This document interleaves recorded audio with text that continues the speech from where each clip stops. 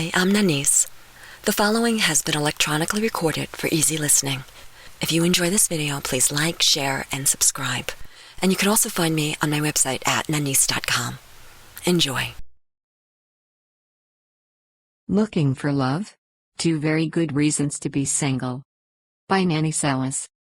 Hint: reason number 2 is a key to finding your soulmate.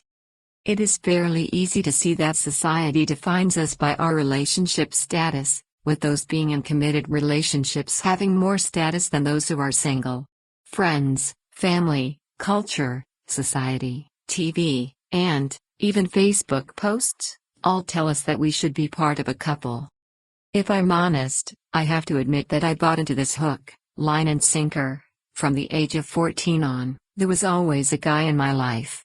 Like most people, having a relationship was of utmost importance, and, as a result, I often compromised other areas of my life. If I wasn't in some sort of relationship, I felt empty inside, which only reinforced the hunt for Mr. Right. I was on a perpetual roller coaster ride of seeking, finding, questioning, and ultimately, letting go. There was a great deal of heartache and pain on the downside of this endless relationship ride, resulting in 2 failed marriages, and I don't know how many dead-end relationships.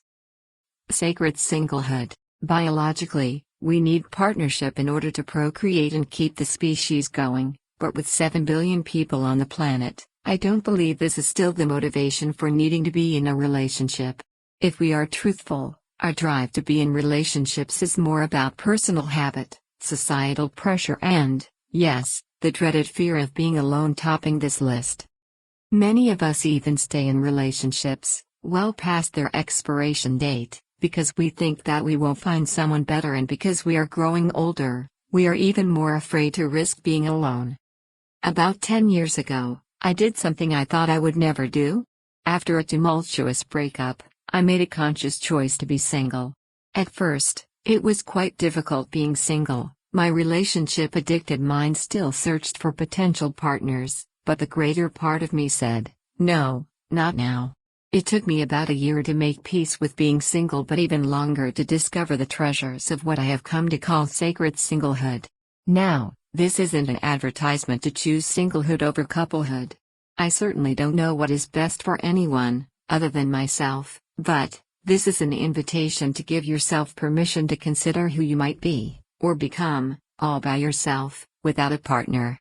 What if it was okay to be alone, and, at least, for a little while, you gave up the search?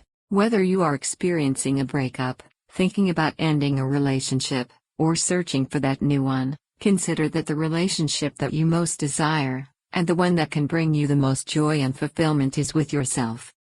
Maybe you want a good reason for being single. Well, how about 2? Being single, reason number 1. Become empowered, explore opportunities, and create an amazing life.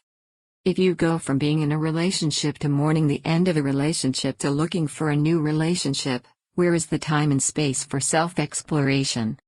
Having the courage to be single allows you to create sacred space where you get to know yourself and you become your own best friend. From this space of growing confidence and security, you can go past your comfort zone, explore new ideas, travel to interesting places, create masterpieces, develop spiritual connection, take care of your body and mind, and maybe, even heal or strengthen relationships with your children, siblings, parents, or friends.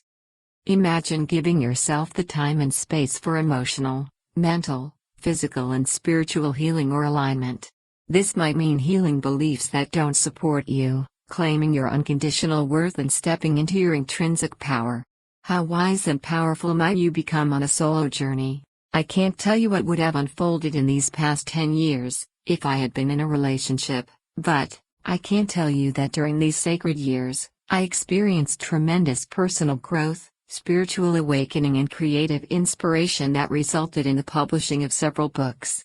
As I uncovered who I really am, and I discovered my self-made place in the world, I fell in love with me.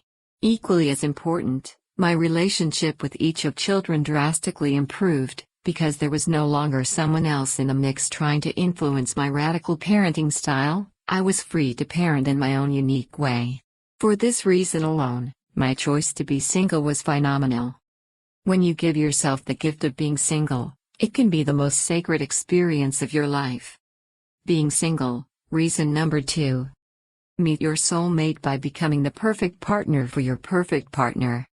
What if you took the time to really get to know yourself in order to become the person who can attract your ideal mate? Consider that any partner that you attract before you grow into your best self is very different than the partner you will attract from your highest and best self. Mr. Right can't show up if you are not yet Ms. Right, and vice versa. Law of attraction. Maybe we keep meeting the wrong person because we don't measure up to our wants and desires in a partner. In other words, if you desire a partner who is open, honest and communicative, you must be open, honest and communicative.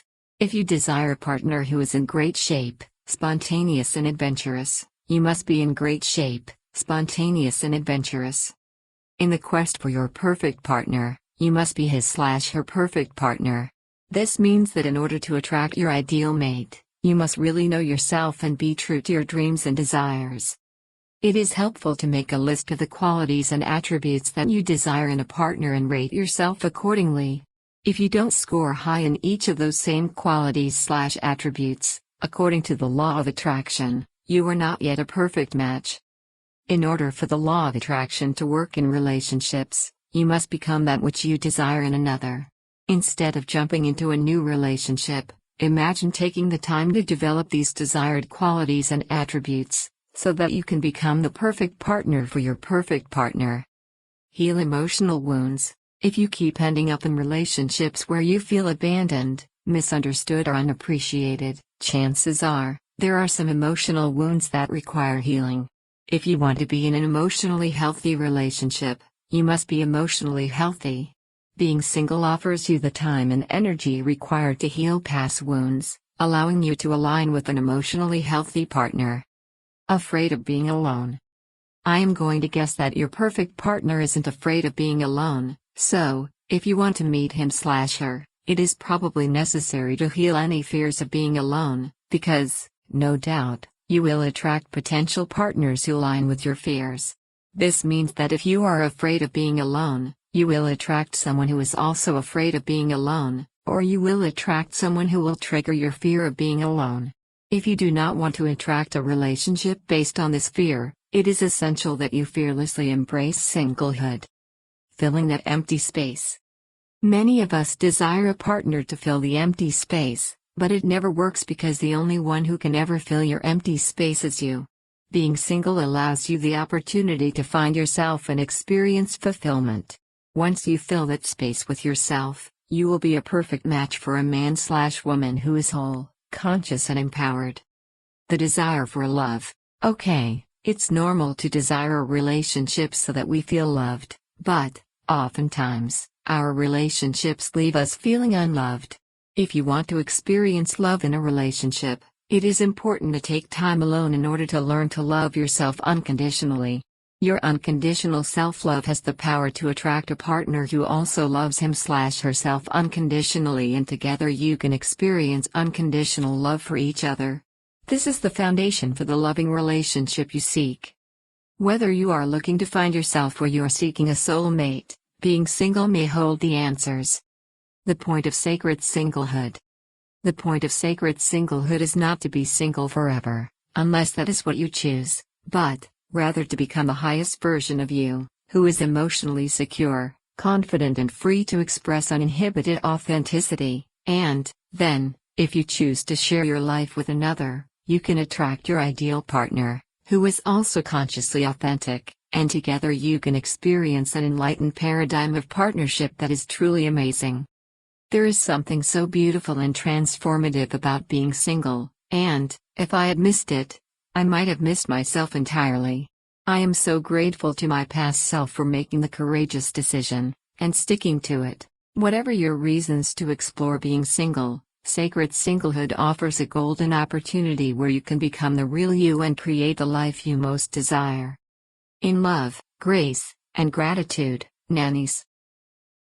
If you enjoyed this video, please like, share, and subscribe. And please join me on my website at nanice.com. That's Nanice.com. Thank you.